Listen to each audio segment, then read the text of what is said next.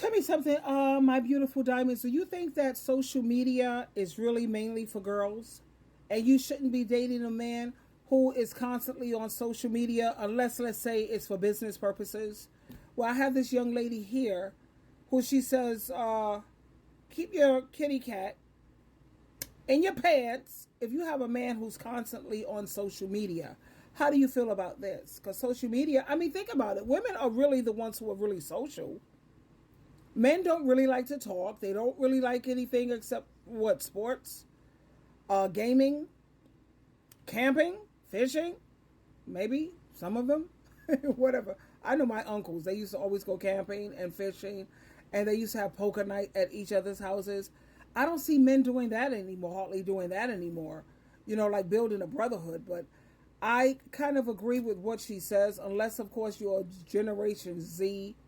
That's this young generation or what have you.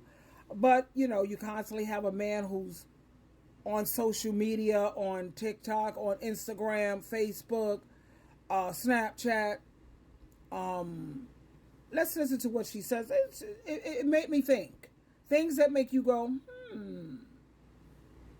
Go ahead. If you're dating a guy who wants to be all the fuck up on social media all the time, and he's posting like, what's up, fam? Just your boy here telling you to rise and grind it up. Do not let that man touch your genitals. Don't let him touch your genitals. Do not be any place that that man is. Do not let him in your house. That is a gross person. Social media is for the girls. Social media is for girls. It's for girls. Every guy I date, they're like, I'm actually like not on platforms. I hope that's okay. I'm like, is it okay? It's not a deal breaker. That's a deal maker. And I always say, I was like, social media is for girls. Like, I don't want to see guys posting a lot. It creeps me the fuck out. Like, unless it's an integral part of your business, like you're like a personal trainer, you got to post it. If you're just a guy and you're like power posting, I guess the exception is if you're like Gen Z, like a younger Gen Z. Like your frontal lobe hasn't closed. It's not an indictment on you. Like it's just like science. So you're still like figuring things out. But if you are like a full grown adult, no. If you're dating a guy who wants to be all the fuck up on social media all the time, and he's posting like, what's up, fam? Just your boy here telling you to rise and grind it up. Do not let that man touch your genitals. Don't let him touch your genitals. Your genitals. I love her. Totally loving her. When she says, unless he's like a personal trainer, as long as he's a personal trainer training other men, I wouldn't want a man who's a personal trainer and he have all of these women that he's messing around with their bodies and moving the and showing them, no, bending over. No, I don't think so. What else did she say? Let me see. Go ahead, girlfriend. Do not be any place that that man is. Do not let him in your house. That is a gross person. Social media. She's so cute. That's a gross person.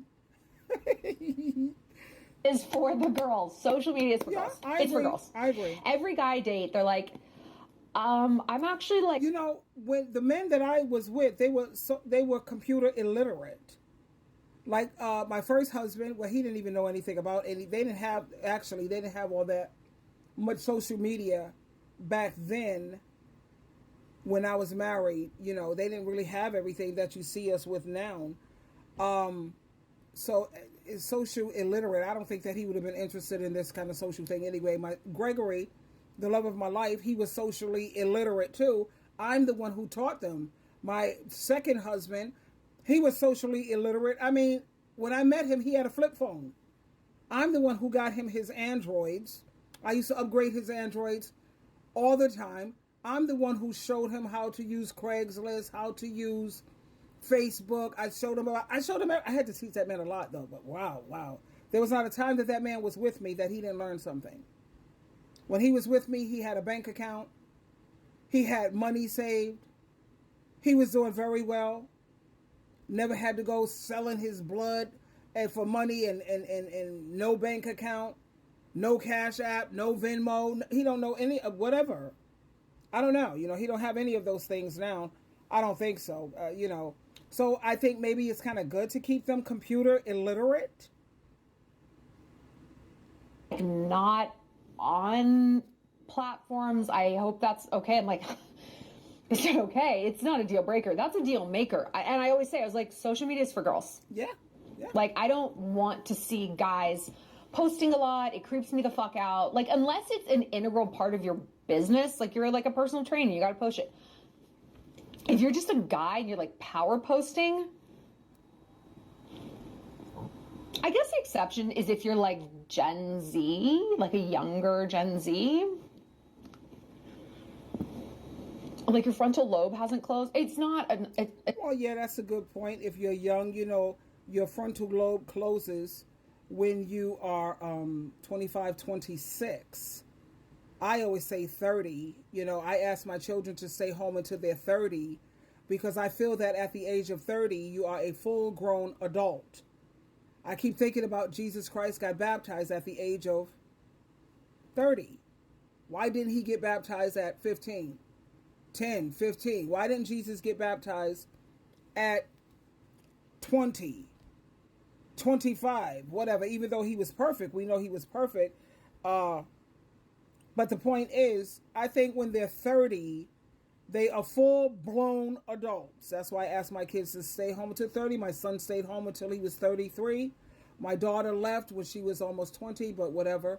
My son, at 33, he was working 2 jobs. It's not like, oh, you have this grown man in the house and he ain't... No, baby. I raised my children. I prepare. That's, as an adult, that's your job. As a parent, your job is to prepare your children to be productive members of society. I set 5 goals for my children. I wanted them to be on Jehovah God and Jesus' team. I have it right here. I wanted them to be smart and educated. Both of my children have their degrees. I wanted them to have careers, not just jobs. I wanted them to be well-spoken. And in my absence, if anything ever happened to me, they know how to take care of themselves and take care of themselves very well. That was my job. That was my finish line. I stayed focused on that. Even though I wasn't perfect as a mom, none of us are. But as a parent, I did what was required of me. And that's to prepare them for the real world. But like she said, if you're in a relationship with a man, do not share your genitals with a man who's always on social media. You have a lot of these relationships that are breaking up because of these dating apps. And let me tell you about those dating apps, baby. 90% of the men on those dating apps are married men or men who are in relationships. Trust and believe. So if you have a man who's constantly on his phone and can't keep his phone down, or he doesn't want you to pick up his phone, or he doesn't want you to look in his phone, that's a cheating bastard. If you're not hiding anything, there should be no problem. You have access to mine. You even have my password. I don't have no problem with that. If my phone rings and I'm in the bathroom, can you please pick that up, please? Thank you. I appreciate it greatly. No problem. But like she said, I agree. I like her. I like her a lot. And I would love her as a part of the sisterhood. She's the type. I like a woman who's smart. And she's right. It is what it is. Twinkle, twinkle, twinkle.